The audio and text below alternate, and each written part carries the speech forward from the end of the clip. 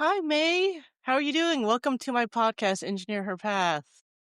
Hi, Sandra. I'm so happy to be here. Thank you for having me on. I am looking forward to it. Want to welcome May Anderson to the podcast.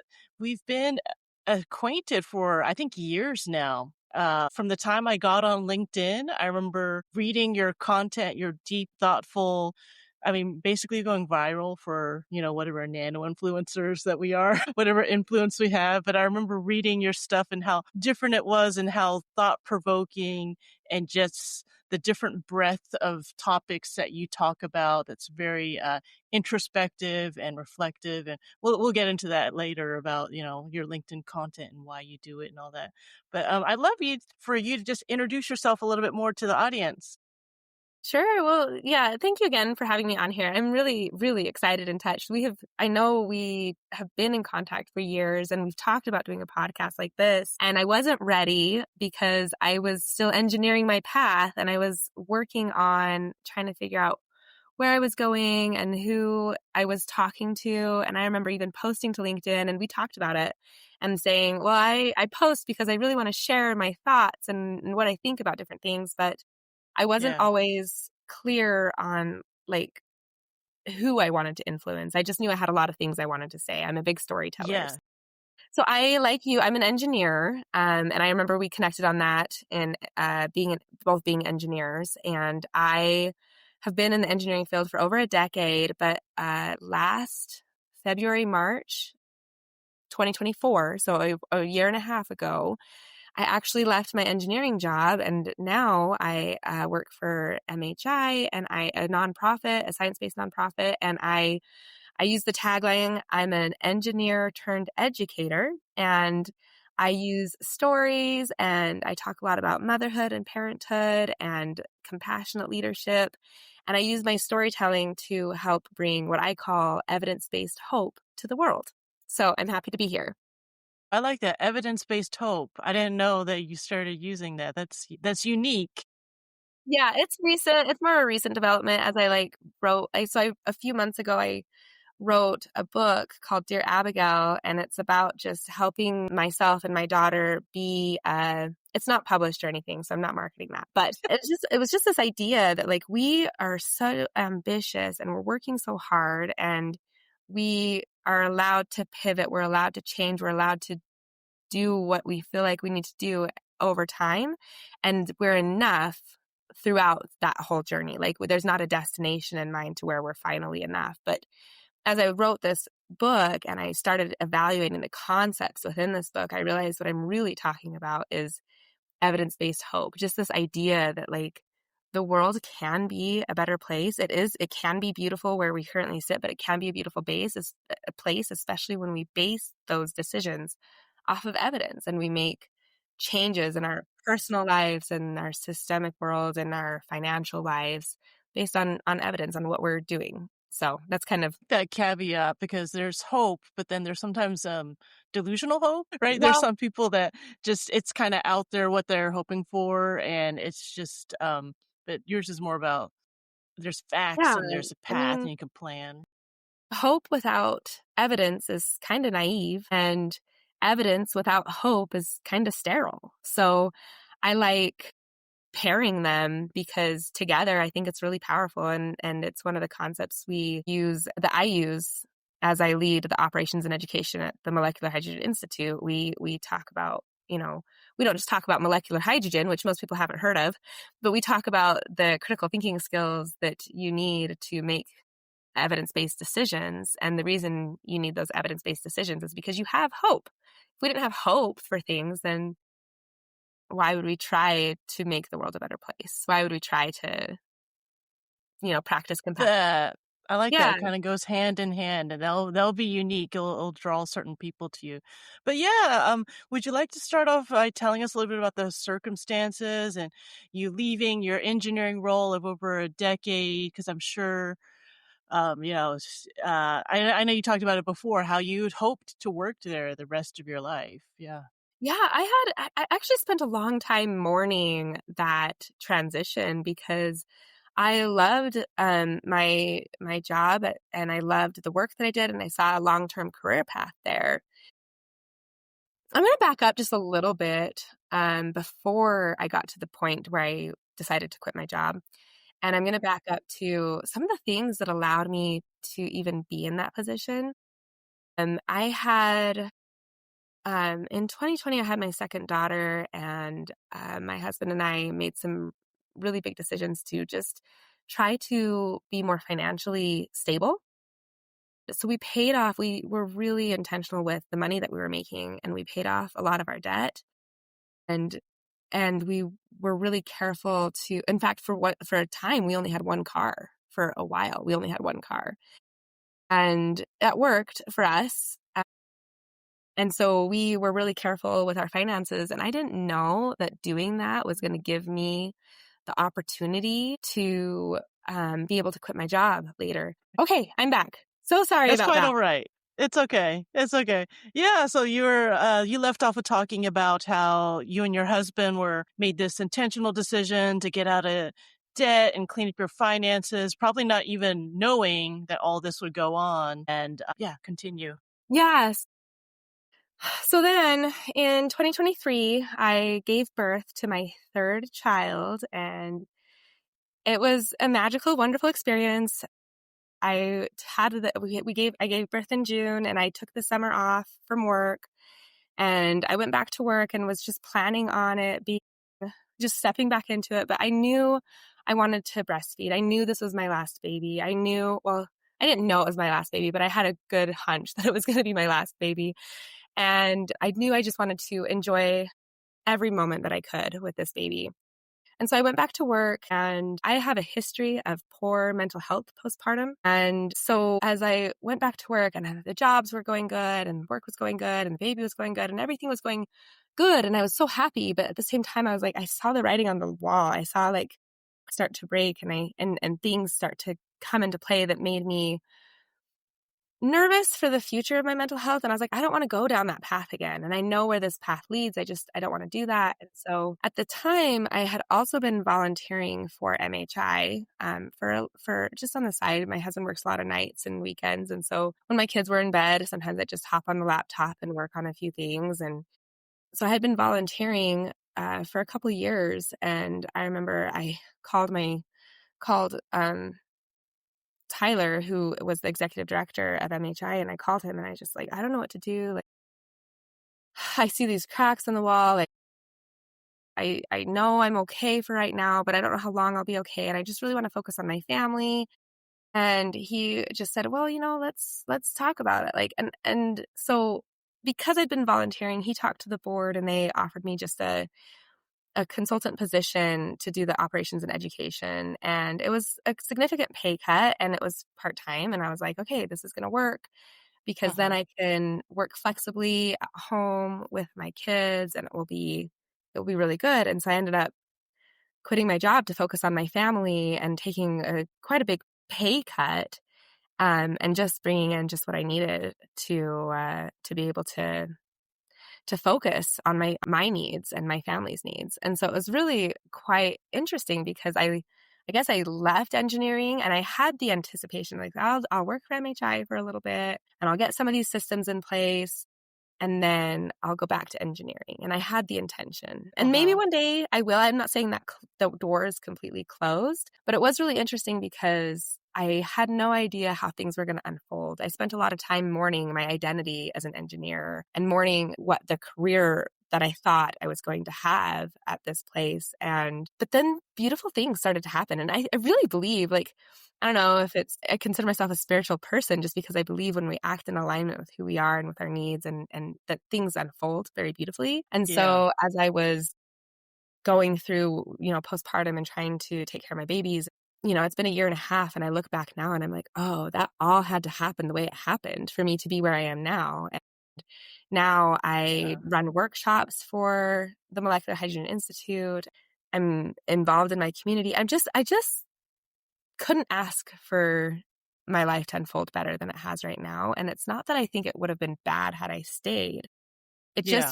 It's just different. And I'm really grateful for those opportunities. And I think when we look at our paths, we want to make sure that we are doing what we feel like is best. And so when I look back, I think if I was still there at that place at engineering, I think I would be yearning to be living the life I'm living right now. So I'm just really grateful Yeah.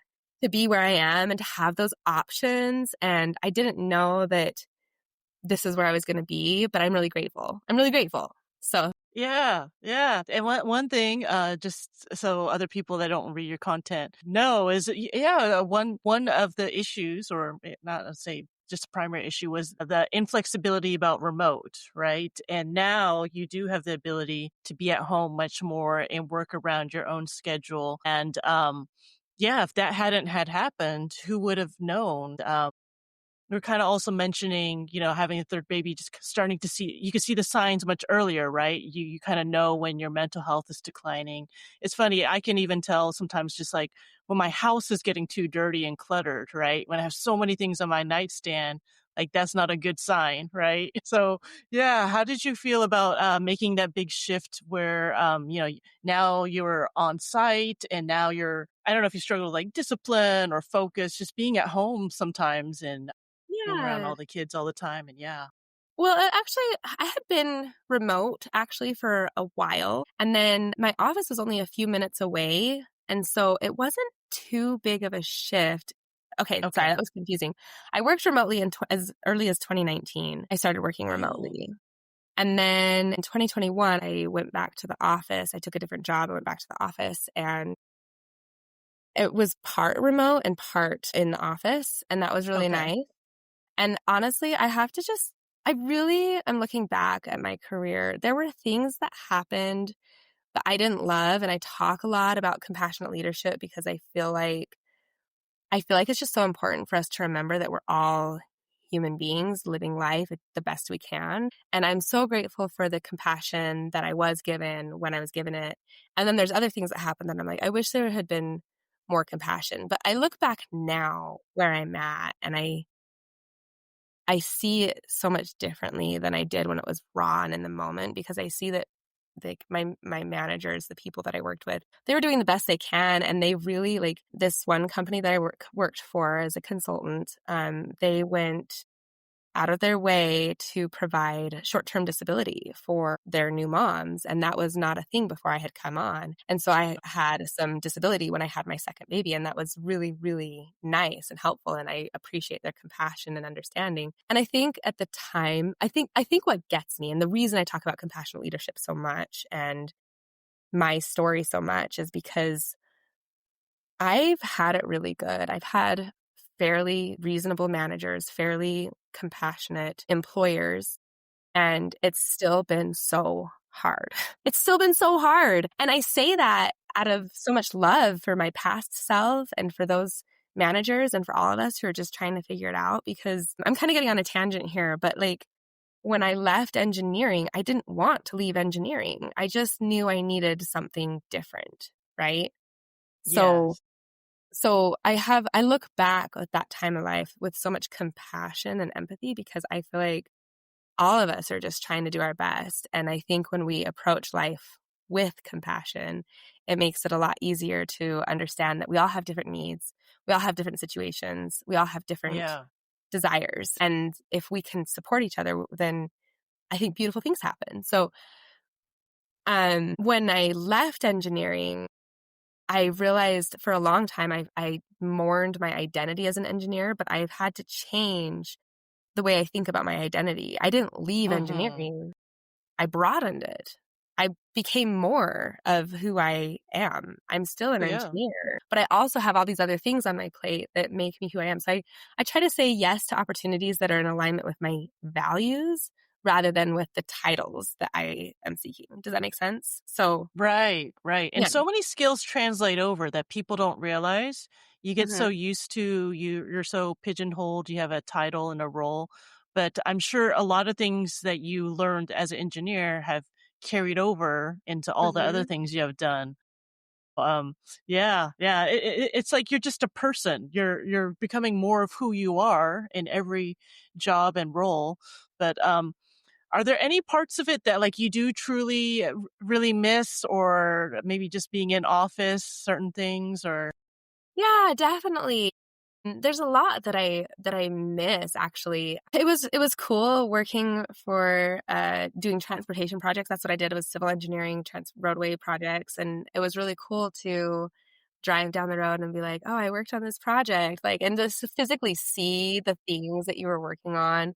I really miss my coworkers, and I feel like when I run into them, it's always like I'm always so happy to see them, my old coworkers, and hear about their lives. And I miss like the camaraderie of being in the same room as these people that I had built long-term relationships with. And I have been appreciative of how many of them have supported me on this journey. I know that it has been really, I don't know, from the outside looking in, it probably has looked like I'm just trying to find myself. And that's completely accurate because I've just been trying to find where I belong and where I can make the most impact. And I feel like the reason I finally decided to do this podcast is because I feel like I have finally found that. Not that this is the final destination, but it's part of the journey that I'm ready to Yeah. start We're sharing, all right? finding ourselves. We're all Yeah. finding Yeah. ourselves, and it's a Yeah, you're long-term thing. right. It's not a destination, right? Yeah. I So love that you can look back on it fondly and see the good and bad, and also see that people were doing the best they could. Because there are mhm. times when people are so bitter about certain work situations, or they feel pushed out of companies or industries, or Well, nobody wants them. and I do remember having a conversation with an old coworker, and I'm just like, "I'm just so mad that I had to quit, and I miss it so much." And I was just, like, expressing a lot of frustration, and I remember they turned to me and they're like, "You're mad about a choice that you made?" And I remember thinking, like, "Yeah, actually I am." And it's not because I think the choice was the bad choice, but I feel like it's okay. It's okay that I had those emotions. It's okay that I felt stuck, that I felt like this was my only option. Even though it wasn't, it felt like it at the time. And I think it's totally valid for me to have felt those feelings of anger and frustration. But I think to really practice what I preach, I have to apply compassion to those situations. I have to Yeah. understand that most people aren't trained how to welcome somebody back postpartum after having a baby. What kind of pressures they're under, how to support them, and how to give them the support that they need. I think most people aren't trained on how to do that. And so I have to apply compassion to those situations. But, the fact that you had feelings about it just shows you cared. Because it's so funny when people think, like, you should just be very robotic and businesslike about, you left a job or situation, and you're not blaming an entire company or boss or anything or industry, but it's just interesting when people are like, "Well, you don't have the right to feel anything about that because you chose to do that." But you can still feel sad about that. You can still miss coworkers. You could still miss certain aspects of the work and all that. But, Mhm. yeah, that leads into, that's a really great point. So what kind of things do you think employers or companies could do about welcoming someone back postpartum? Even I've also noticed there are people taking longer career breaks. Like, I mean, honest, I just took like a 5-month career break and I'm about to start working again. Yeah. And there are people that are out of work even longer, maybe while they're raising all their kids, and then they enter the workforce later. And I kind of think engineering is one of the industries that's not very welcoming to people taking much time off. Yeah, I do think it's Yeah. hard, like, and I think about this from, like, an employer's perspective because I have a few people that work for me, and I think about some of the situations that have happened, like, one of them had both their father-in-law and their father in the hospital at the same time, and so they needed time off, and we communicated about it, and I made it work and did what I could to support them. But I think about this a lot because, when I became a mom, I was under the impression that it was like the most honorable thing I could do and that society wanted me to have babies. And so when I became a mom and returned to work 9 years ago, almost 10 years ago, it was really hard transition because I didn't feel the support that I thought I would have. I thought it would be an easy transition back into the workforce, especially after time off. But then you're juggling so many other things and you have so many other responsibilities, and it kind of changes. Having a baby changes your life. And so you kind of have to reprioritize. And I think about that. And I think that there's a lot of companies think that all they can do is, well, we can't afford to offer paid leave, or we can't afford to have you take that much time off. But I think what companies can do that's completely free is just Mhm. offer compassion and understanding and ask, what do you need? And how can we work as a team to support you? Because people people who feel supported, I think there's a statistic, I'm trying to remember what it was, but a vast majority of women after a career break or after returning to work postpartum do leave within 2 years of their Oh, career break. And it's not always for the reasons that I think people think it is. I think often it's just because they feel under supported and they know they need to make it work in a different way, in a different path, I guess. And so they feel forced to take a different opportunity or take a different career break. And I think, though, if employers could just take a step back and say, this person needs additional support, and I don't know what support they need, and they just asked, what do you need? I think that would go a really long ways. I think having clear expectations, good communication, just because somebody asks for maybe breaks, maybe that's what somebody needs. Maybe a postpartum mom says, I need to pump every 3 hours. The employer can say, great, put it on your schedule, put it on your calendar, block that time off, and take those breaks. It doesn't mean that that person's not getting the work done that they said they were going to do. It doesn't mean that employer doesn't have expectations, but they need to be realistic on both sides, right? And so I feel like just having good communication, mhm. good empathy skills, asking people what they need, and meeting people where they are. Sorry, I have one more thing to say. I posted about this the other day where just because everybody's getting the same thing doesn't mean everybody's needs are being met. We're all coming from different perspectives and different backgrounds and different needs, whether that's because we have different mental health challenges or we're postpartum or we took a career break, a 5-month career break. You know, we all have different Yeah. needs and stepping back into that. And my example was just because I have 3 children and I buy them all size 7 shoes of the exact same shoe brand doesn't mean I'm meeting each of their needs, even though I bought them the same thing, even though I gave them the same thing. Yes. Yeah, yeah. It's not always all about equality.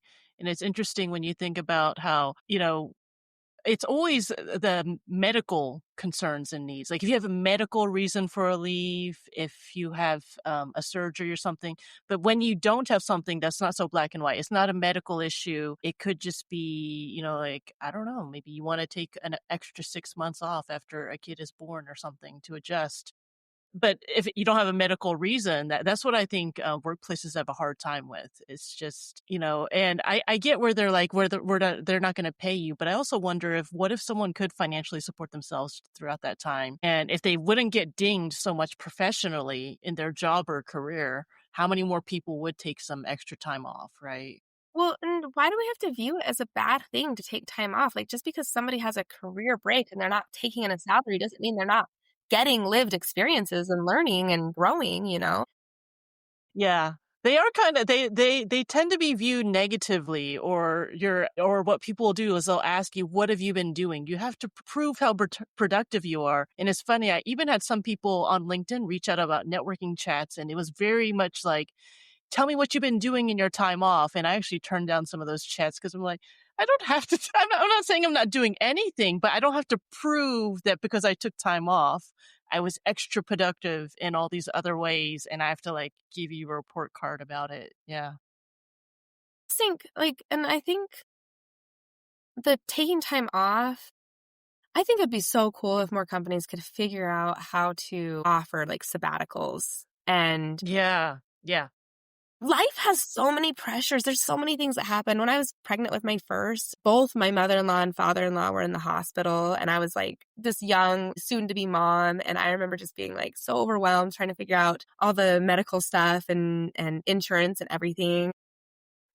If I could financially afford it, it would have been nice to just take a little sabbatical towards the end of my pregnancy and just figure it all out, you know? And it's okay. I understand from a business perspective, like you can't just have people taking off for a year and like expecting their job back all the time. Mhm. But most people, I feel like if they get to that point, they're like, I need a sabbatical. Most people who ask for that time off are very, if there's somebody you want to keep around, I feel like it's probably worth at least exploring. How can we do this? How can we Right, make it work? right. Right? Yeah, taking the chance and, yeah, let's give them some time to figure some stuff out, maybe get their life together, health, whatever, mental health, and they Mhm, may return, but, to keep pushing them to keep work mhm, sometimes, they're probably just gonna quit, unfortunately, right? Because it's like it's a work or don't work situation, right, for mhm, them. Yeah. mhm. Yeah, and I think and I'm trying to be, like, compassionate about that as a from a business owner's standpoint because I know that, like, okay, let's say I hire somebody to fill this person in the sabbatical, and then the person from the sabbatical comes back, and now I have to, like, employ 2 people, and maybe I don't need that. I feel like there's ways around that, but I do understand where they're coming from, to just wanna make good business decisions. You're as a business owner or something, you're trying to make it work too. So that makes sense to me that you would consider those, like, bottom line profit margins and things like that. In the end, like, if your employees are your best resources, then finding ways to support them is, I think, really important to at least have the discussion, right? Yeah, seeing them more as a person rather than Mhm. just a resource Right. or, a Mhm. bottom line dollar. Right. Yeah, that's interesting. Yeah. Well, tell us a little bit about I know, yeah, you talked a little about the teaching thing, molecular hydrogens, but you do more than that. So tell us about all the other things you've gotten into with your Yeah, post-engineering life. it's a little bit crazy, actually, all the things that I'm juggling, and I'm so grateful that I get to juggle as many things as I do because there's just no way I could do it with a traditional job. But back in this is the crazy thing. So when I went back to work with my third, 2 weeks before I was supposed to go back, my daycare provider she actually passed away from cancer. She lost her battle to cancer. And so I remember just being, like, really emotional about her. Like, she had been taking care of my kids for over 6 years, and it was so I went back to work, and I'm trying to shuffle and, like, trying to figure out, like, what am I gonna do with childcare and all this stuff, and it was a little rough, but I remember when she had first told us that she was fighting cancer, wanting to, buy her daycare and, like, hire her employees and, like, make it so that I could still take care of her and the daycare, and well, crazy thing happened in January of this year. My daycare that I fought tooth and nail to get into announced they were closing. And I was like, oh no, Ugh. what are we going to do? And before I knew it, my husband was remodeling our basement and organizing things so that I could open an in home daycare. So actually, right now, as we speak, I have kids asleep downstairs, and I have 2 staff people down there just taking care of all the children. I can go down there and see my Oh, kids whenever I want. I know childcare is really important for me, and I just want to be able to offer that to the community. I don't know if I told you that I was doing a daycare, but I have a I knew daycare. you're doing it, but I didn't know the genesis of it. Yeah, that That was the it was from all genesis. that. That's kind of how it happened, and it was just like it's just kinda crazy because it's like for me, it doesn't seem like daycare engineer turned daycare owner. It doesn't sound like it would make a lot of sense. But when I look back and I go, "You know what?" Like, I started a nonprofit in 2017 to help working moms. I have been a working mom in the engineering field for over a decade, making what I feel like is a difference in our community is infrastructure.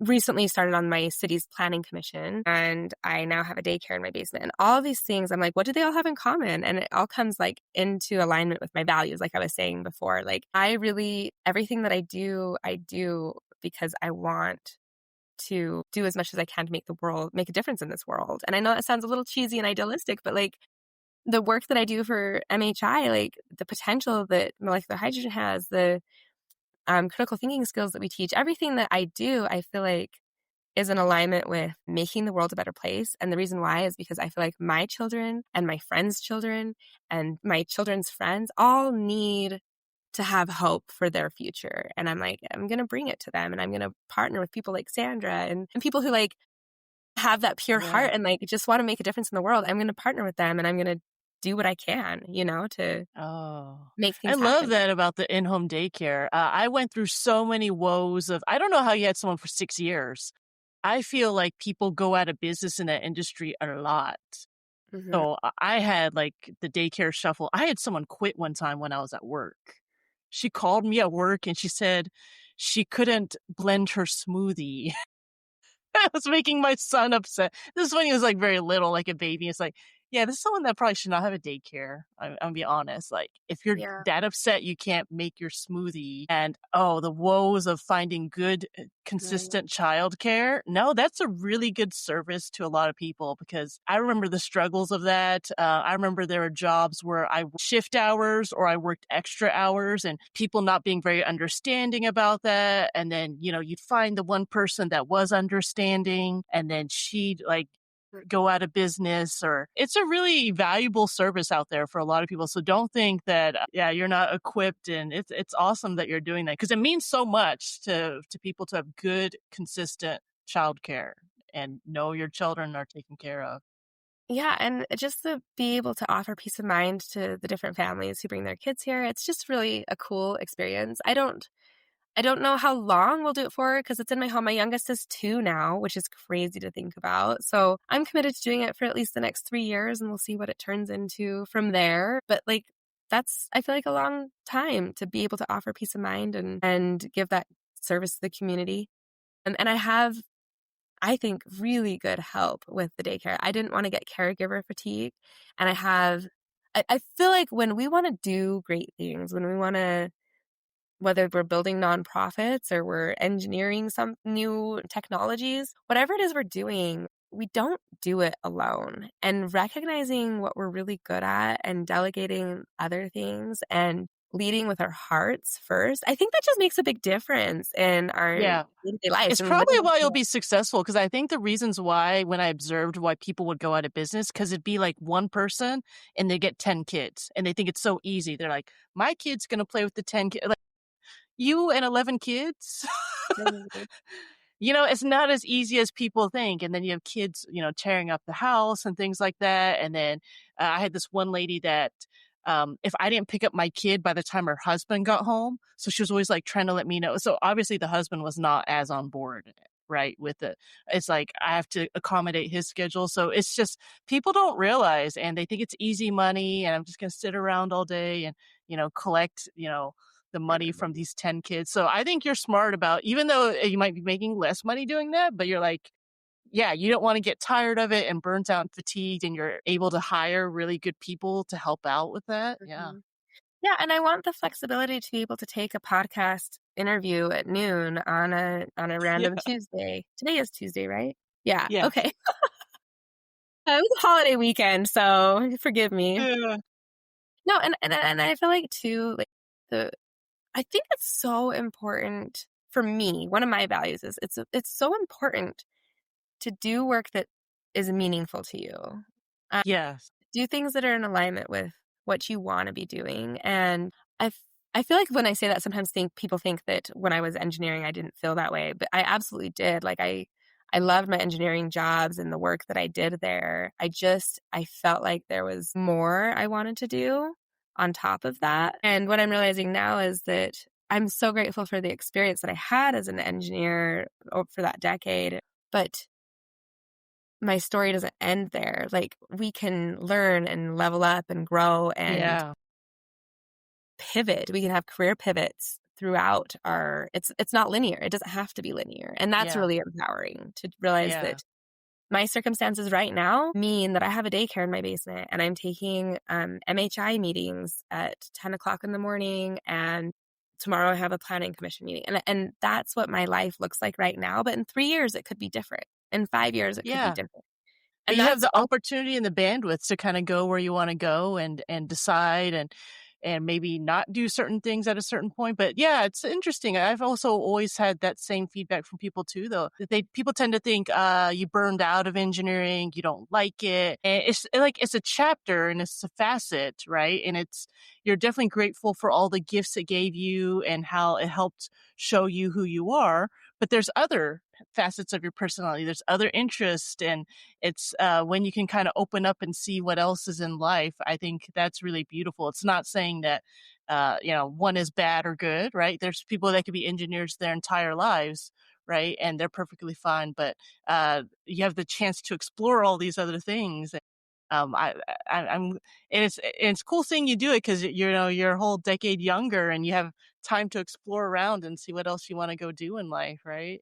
well, and I love how you phrase it as like chapters. Like these are Yes. chapters and seasons, and some people, everybody's book looks different. Everybody's journey looks different. So if somebody wants to stay in engineering for 30, 40 years, like that's fine. And I completely support you. I just think we shouldn't judge each other's books and chapters because they all look different, and we should have that compassion for each other that we're just doing the best we can. When I went to college, I remember by the time I graduated, I was like, I'm so done with college. But there are parts of college that I miss, but I moved on from that chapter. And it's not that like, Oh, that is a right? really good analogy. Yes. Right. Yeah, you can look back and there are definitely days where I look back at my college days, but I don't miss being that broke and like really scrounging for food. But there are parts of it that are really fun. And Oh, I yeah. remember studying all night with my friends and getting very creative about how to buy things or I get access to the textbook. But I don't miss those days, but I do have some fondness of, yeah, it was fun. It was fun. But Yeah. And that's, yeah. I think that's what it is about, is like looking back and finding those gifts that our memories give us, like that's fun. Like with those fondness. It doesn't mean I want to go back to college right now. Like Yeah. I don't. Yeah. No, I do not want to take thermodynamics again. No, thank you. Yeah. And so you're definitely in the thick of, so I'm more at the empty nest, my son's in adult phase. You have 3 younger children, so you're still in the very active parenting phase of your life. And I've seen you talking about parenting out loud. I had to Google it. Maybe I'm old. I don't know what that means. But I just wanted to hear, what do you think that means and what does that mean to you? Yeah, well, I think it's really interesting you Googled it, because when I put it in there, I didn't Google it. I just took a meaning Really? of what I thought it meant, and how I perceive it. And when I see other people parent out loud, what I try to do is, I don't like, some people like to put their lives into different boxes and compartmentalize everything. And like, this is, I'm now doing motherhood, and now I'm doing my workout, and now I'm doing my job. And for me, I've just found that that doesn't work for me. I have always been really proud that I'm a mom. I've been really proud of my motherhood journey, even though there's been feelings of like, am I doing enough? Could I be enough? Like, could I be better? But I've never hidden that I'm a mother. I've never hidden that from any employer, and I've parented out loud. Like, to me, it means that when I show up to a job interview or a project meeting or even a community event, I show up as all of me, every part Mm. of me. And that means my children and motherhood part come too. So I'm the person that says, you want to see a picture of my 2-year-old? And I pull out my pictures and start showing you. And of course, I try to read whether or not the person's interested in that. But I also try Mhm. to surround myself with people who appreciate that about me. Not everyone's going to appreciate that kind of approach on life. And that's okay. But Yeah, I think that's how I sometimes choose it's to the show up. professionalism that people think that it's not always professional. Hmm. But what I think why it's gotten such a bad rap sometimes in the workplace is when people use their kids as an excuse, honestly, right? So they're like, this is why I can't do this, or this is why I'm not good at this. I remember working with someone, it was funny. He had 3 kids and I one, right? So he was always trying to compare.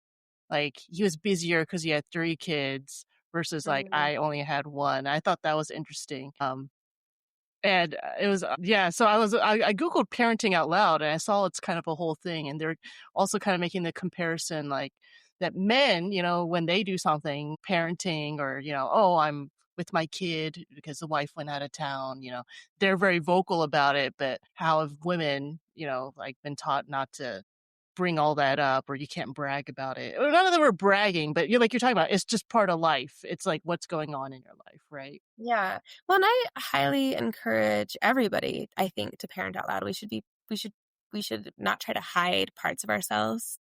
And I think that's when real powerful work dynamics can be created, is when people can show up as their whole selves. And I talk about that just parenting, but I think it applies to other things too, like our mental health. Like if you are neurodivergent, or you have Mhm. depression or anxiety, if you can just show up to work as your whole self and say, hey, I'm having a hard day, not as an excuse to not do your job, but to Mhm. give people understanding as to like maybe why you're just having a harder time that day, or just to give good communication and expectations as to like how you're going to show up that day. And I think about that sometimes with parenting is, some people might see it as an excuse as to like why I don't want to work in office, but I'm like, that's not necessarily true. Like my kids are cared for. I have childcare, but when I can talk about how I want to be home, like I want to be home when my kids get home from school.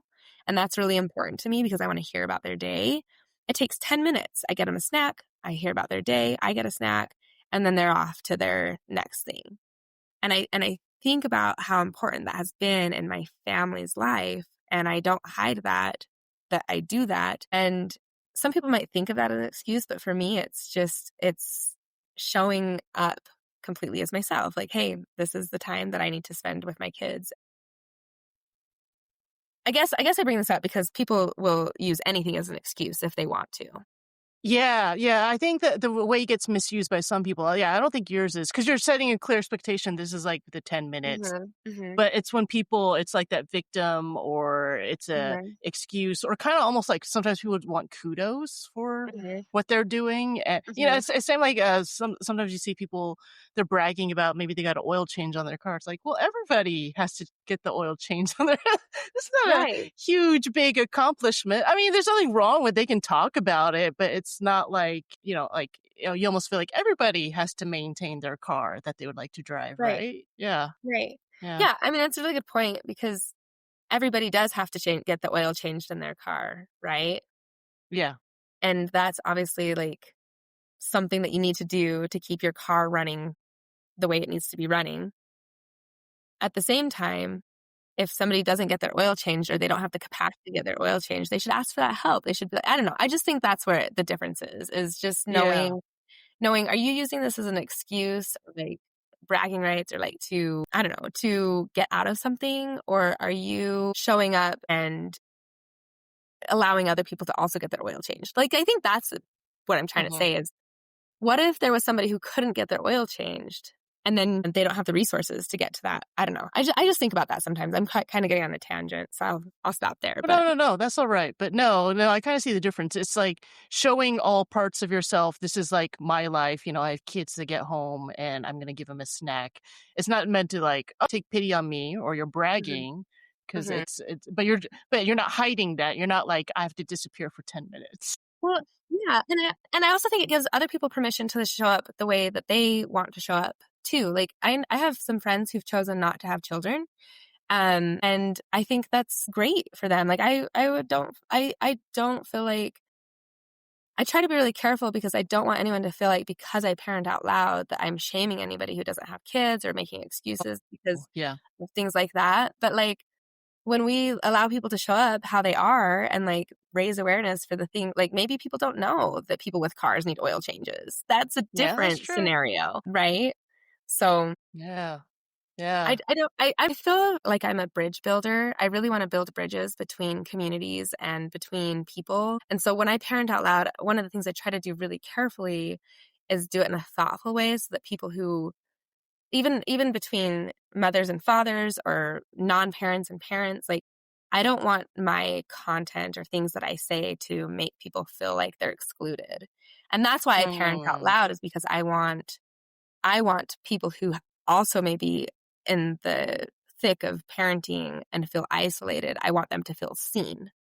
And mm, so that to me is the difference is I don't feel like we want people to judge or be entitled because they have different things, but do mhm.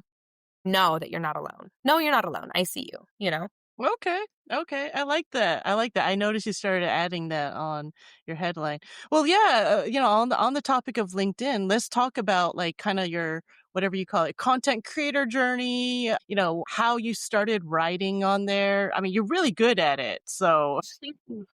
and I think you just started figuring it out and you write stuff that really resonates and builds an audience. So, tell us about it. Well, it's been, I mean, I'm a micro influencer. I don't feel like I have a huge following like some of the people that I know, but I found people like yourself and there's a few other creators that have really inspired me to want to continue to putting out my work and write. And it simply just comes down to I feel like some people don't have the desire to share their stories or share online. Yeah. And other people do. And I'm one of those people that I like to write, I like to share. And I think the more I do it, the better I'll get. And so one day I just decided that I didn't want to be quiet.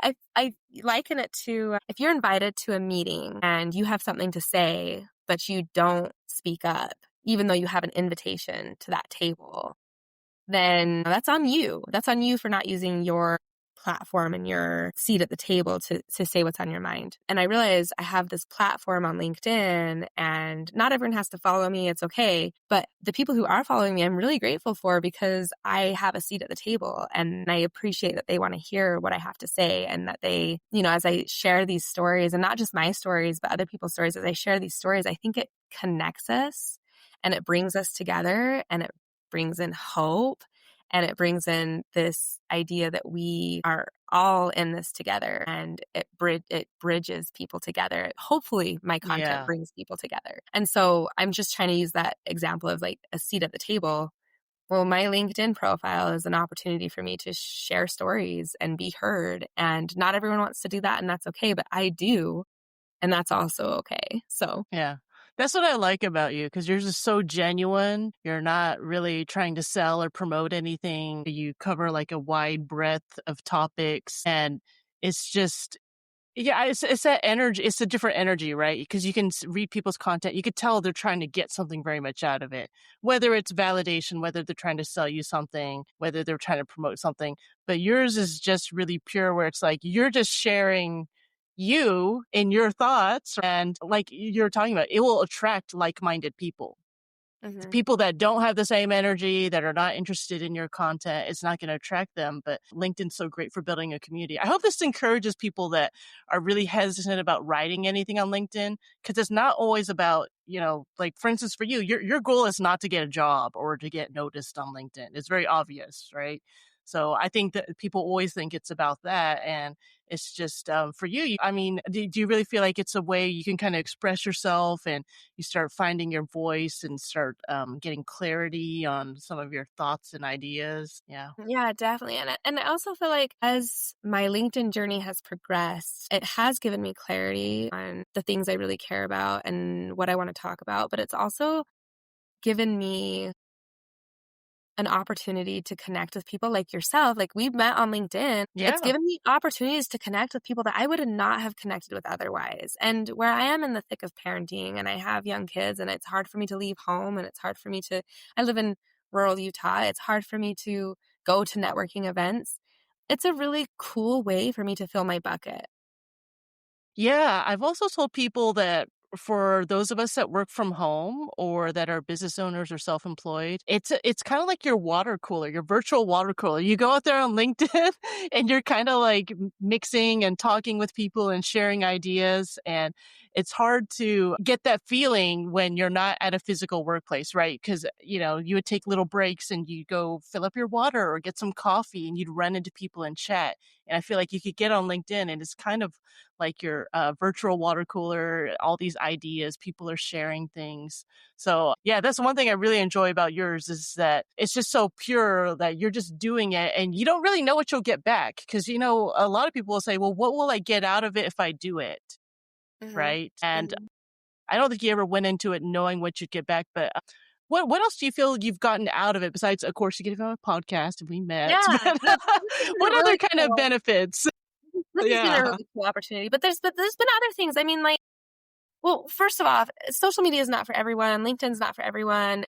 But if you are interested in it, if it's like something that you're like, yeah, I kind of want to post there, I'd encourage you to just start doing it. Like there's no reason, nobody needs to know why you're posting or what you're trying to get out of it. Like Yeah. you can just do it because it's like I don't need permission to go to the store. I don't need permission to go to the library. I don't need permission to go into different places, but you just do it. And a lot of and so what I've gotten from it is a lot of clarity. And I found support in some of the because I openly share my journey. Actually made a post about how I was angry that I quit my job one time and I got a lot of support. And I've had people, former coworkers reach out and say, yeah, we miss you. And it's been really nice to feel that connection with people that I would have otherwise lost contact with. I actually did delete all of my social media and archive all my social media back in like 2021, 2020. for almost a year. Mm. And I needed to do that because I was using it in an unhealthy way and like a way of a form of comparison. I was like, oh, my journey, I'm not far enough on this journey, or I'm not this good of a mom, or like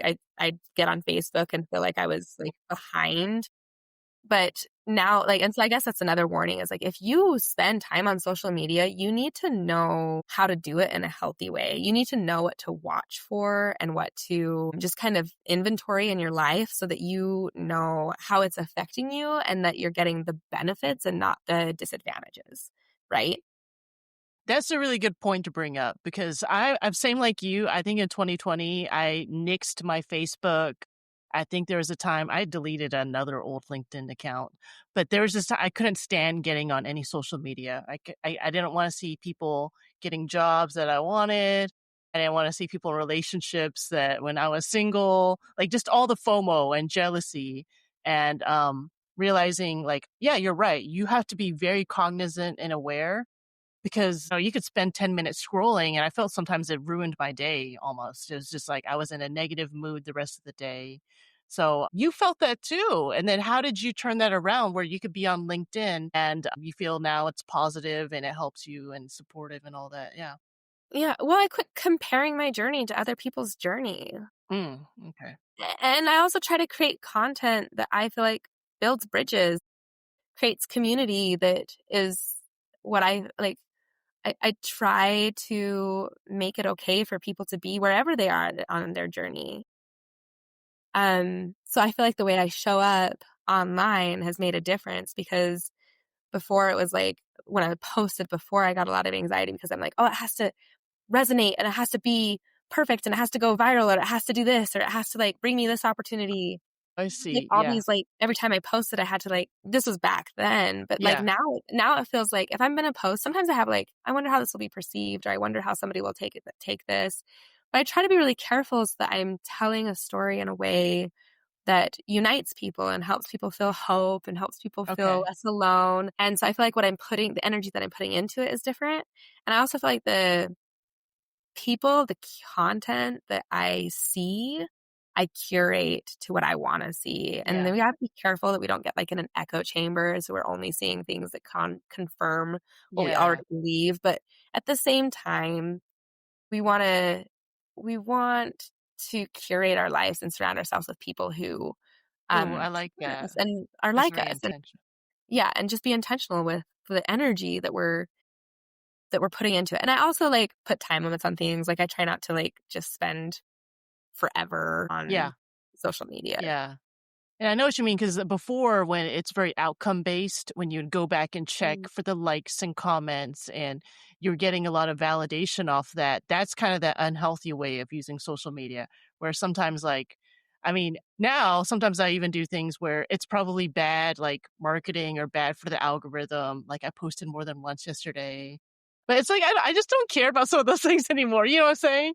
Because when you're trying to strategize it so much, like, oh, you got to program them out so you can get maximum mm, impact, and you got to make a comment so other people comment. It's like sometimes I do, sometimes I follow those rules, sometimes I mm. don't. It's just like you're saying, it's the right people will resonate with it. Right people will be attracted to you instead of worrying about. It's kind of like people want the volume and number of followers, right? Versus like these are my people, right? Even if it's less, right? And they're really Well, engaged. and think about like, you if you go to a networking event, if you're at an in-person event, right, and you are talking to someone and you guys are clicking and you're enjoying the conversation, Hmm. that's great. That's what you want. But if you're trying to force an outcome at a networking event, if you're like, I have to like meet somebody who has these criteria. If you're trying to force an outcome, like it's not going to feel genuine. It's not going to feel good. It's going to like people are going to feel used. Yes. And I just and then the other thing is you might be at a networking event and somebody says something that like maybe you're like, I don't agree with that.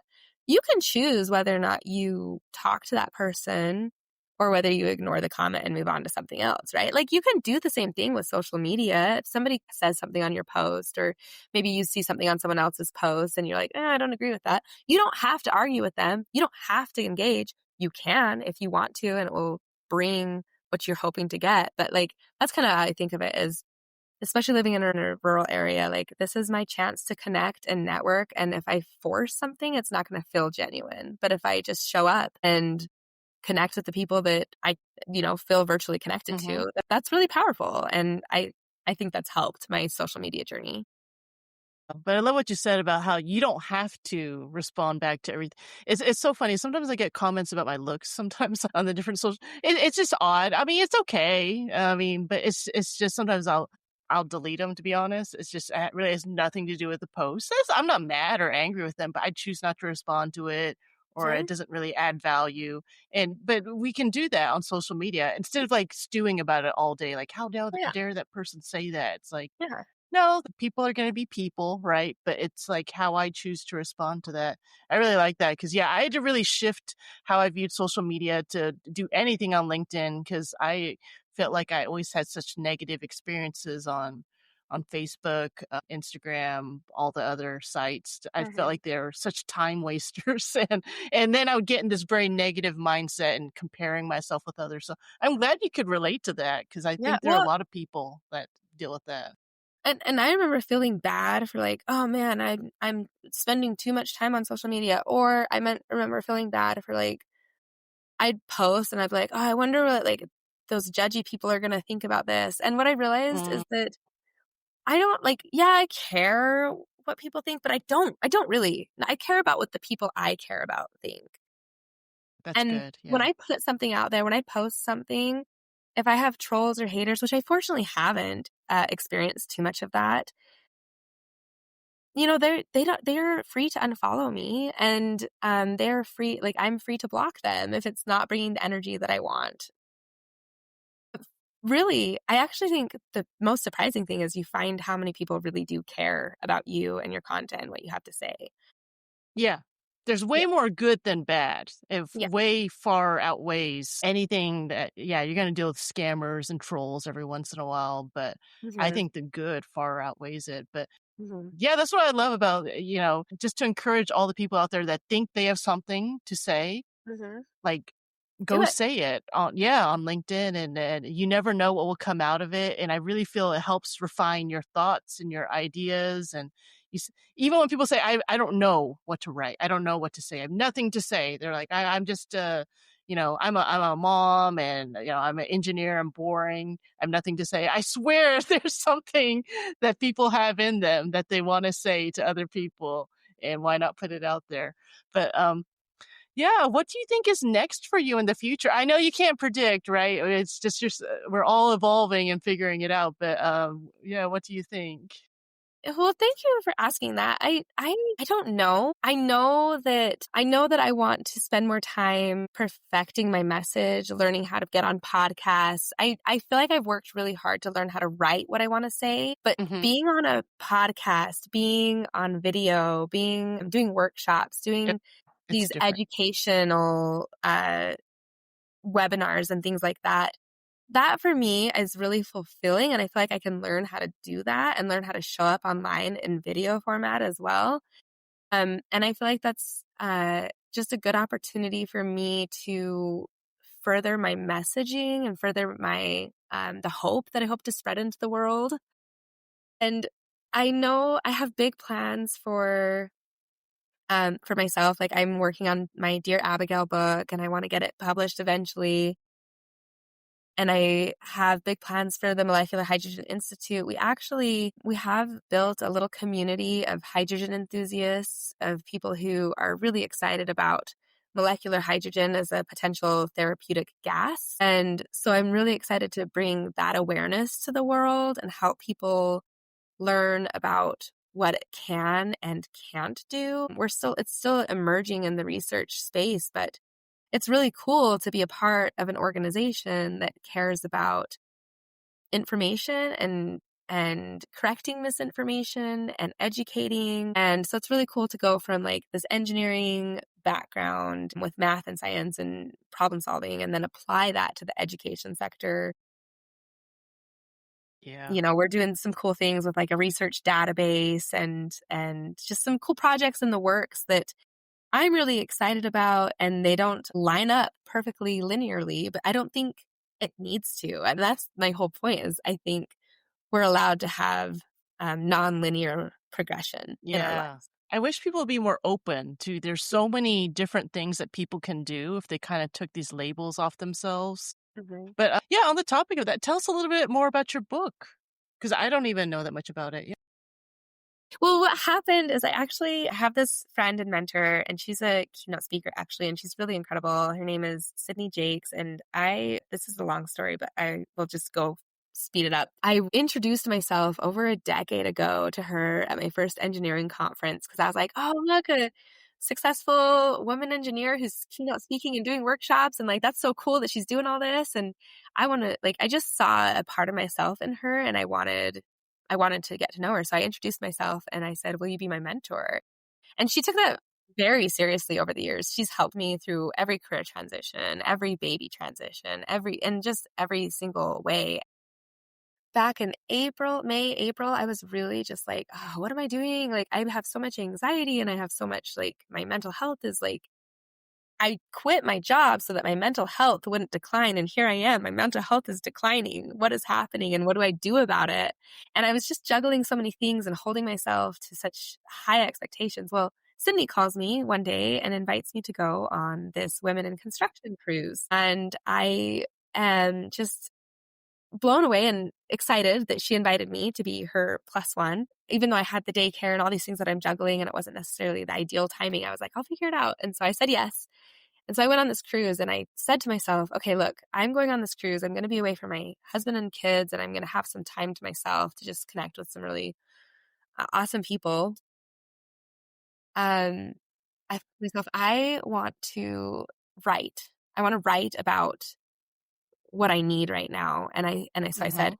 if my daughter were in my shoes right now with all of the things pulling at her that are pulling at me and all the things that she were juggling and she were me right now, what would I want to tell her? What words of wisdom would I want her to know? And so I wrote and wrote and wrote to her as if she were me. And so it's like a book Mm. to myself, but it's really to my daughter. It's called Dear Abigail, and it's kind of a series of love letters of like lessons that I would want her to believe in. And then so the last few months, I've thought to myself, if I so badly would want her to believe that she's enough, that she's doing a good job, that she's a good mom, that she is, doesn't have to earn her worth.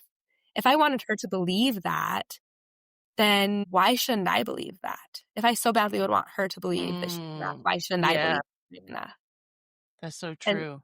and so the last few months have been really transformative for me, and I feel like it's changed how I've shown up online and how I've shown up in person and everything because I finally am believing these messages, even though it's difficult when you've struggled with mental health for as long as I have. It's difficult to rewire and um, relearn some of these Yeah. messaging. But the last few months, I've just really been leaning into it, and I've been practicing, like, what Sydney had taught me, like, just I have the negative thought, and I just go, "Nope, not today." And it's really powerful. It's Mm. really powerful. So Yeah. this book is just it's a really kind of a transformative journey of, like, how you go from, like, anxiety and struggling with your worth and struggling with, like, these feelings of not being enough to, "I am enough, and it's gonna be okay." It's a really I've gotten a lot of really Okay. good feedback from it, so it's really I've not cool. read it. So you're writing it to your daughter as if she's an adult, right? So these Mhm. are things like maybe when she's an adult, she'll read it because obviously she's younger right now. She won't understand everything. But okay, I see. These are kind of like your like life lessons that you wish she can know as an adult. Mhm. Yeah, just like a series of letters, love letters, and a journey, a transformative journey through it's not a quick fix book. It's just an empowering, like, you're enough. This is gonna be this is your life. You get to live it type of book. Are you going to let her read it one day? I want her to. It actually starts out I dedicated it to her, and it starts out just telling her, like, "I see you. I see you trying to get my attention. I see you trying to play with me, and I'm over here just busy juggling a million things, and I hope you know that I'm sorry that I can't always give you everything that you need. I hope you know that doesn't mean you're not enough. You are. You're more than enough and you deserve this love." And it just kind of starts out with that thread of like, and this is a real thing that happened. Like, I work a lot. And so my daughter will come over to me and she's like, Mom. And I'll be like, not right now, not right now. And I'll like Mm. finish my work or I'll finish what I'm doing the dishes or whatever. And I think it's a place that a lot of moms see themselves in that like you just are juggling so much. You can't just sit down and read a book every single time they want to sit down and read a book. And so I saw one day I just was watching her and I realized that she's been kind of internalizing my busyness and my productiveness. And I don't want her to. I want her to know that like she's enough, even if mom Mhm. doesn't always have the time and attention that she wants, you know?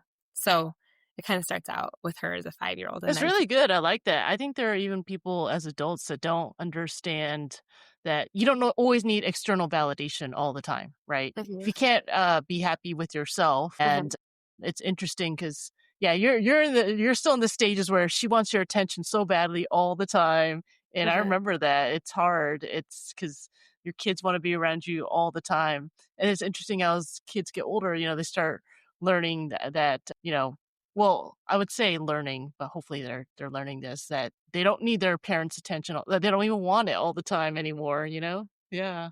Yeah, Yeah. and I just remember, I don't know if everyone experiences, but I remember being a little girl and just being like feeling like I just wanted to talk to my parents and they were busy. And like I had, Mm, you know, I just feel like I want my daughter to know that just because I'm busy doesn't mean she doesn't deserve time and attention and love, right? So it's right. kind of cool. I hope she'll read it when she's older and just kind of maybe understand where I've been coming from, but also know just how much I love her, just how much I love her, you know?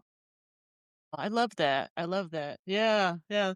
That's so cool that you wrote that book. And probably also kind of writing to the younger version of yourself too, right? Mhm, Yeah. mhm. Yeah. Yeah, it was very healing. So, and honestly, I wrote it with the intention of healing.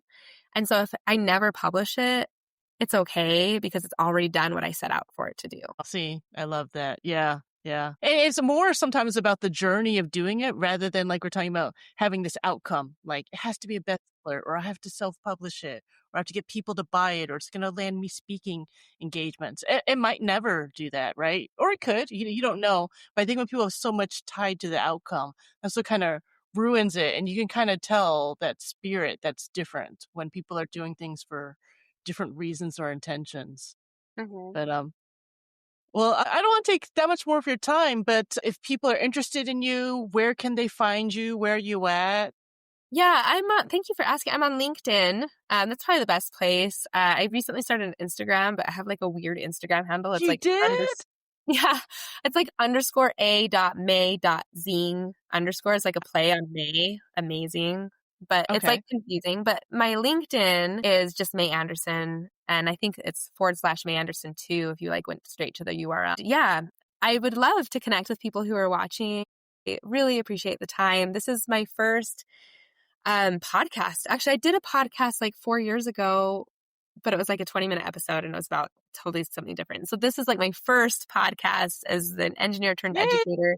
So I really appreciate the opportunity, especially because I have I haven't practiced it a lot. And so I love that you've given me the space to just share my story as authentically as I No, can. I knew from our conversations you would do really well. Yeah, and Thank May's you. an amazing writer, so follow her on LinkedIn. But I'm curious because you brought it up, what are you gonna do on Instagram? I mean, I don't you don't say all your intentions or plans, but is it gonna It's be different? Because you can't write as much on there, so I'm Yeah, just curious. I've decided I loved writing. Still love writing. And I'm really good at Yes. sitting down at the keyboard and putting my thoughts out on paper. It's a lot harder to do it to the camera. And Yes. I would love the opportunity to do more workshops and podcasts and even potentially keynote speakers. I don't know what that looks like, but my thought is if I can get comfortable on camera, I have like 200 followers there. So it's nothing like you Okay, know, okay. but So it's this is to push you out on video just a to bit push me more. out of my comfort zone, get comfortable Okay. being on video, get comfortable talking on camera, get comfortable sharing my story because I really believe when we share our stories, it unites us, it brings us together, it connects us, and it brings hope to the world. And I think that's really beautiful. I know it sounds kind of cheesy, But I think it's really beautiful, and I think if I can show up online that way, and I don't want it to be this whole thing. I'm not making it this whole thing where it's like, I have to have 3 scheduled posts, and I have to have this, and I have to engage for 20 minutes every day or whatever. Like, Yeah. I just want it to be part of my life, and I'm just there sharing what I'm up to. I make announcements there and on LinkedIn and about the things that I'm working on, the database and the book and all the things, the daycare. And so it's just a way for me to practice sharing my story, and I would love Okay. people to follow along and support it. So, yeah, in different Oh, formats. awesome. So yeah, you'll do it you're not just gonna recycle stuff. It's a totally different platform. You're gonna explore more visual and video. That's gonna be a cool journey. That'll be good. They'll push you out there where you can, relate to different people. You'll probably attract an entirely different audience on there. That's will be interesting too, Yeah, it'll and just be have interesting. conversation. And I think people should be encouraged to share their stories in whatever format they want to. Like, that's what I hope to do, is just by showing up that other people feel like they can show up, right? Yeah, yeah. Okay. Well, thank you so much for this conversation. I hope everyone enjoyed it and go follow May wherever you can. And yeah, thanks again. Thank you so much, Sandra. Okay. Bye.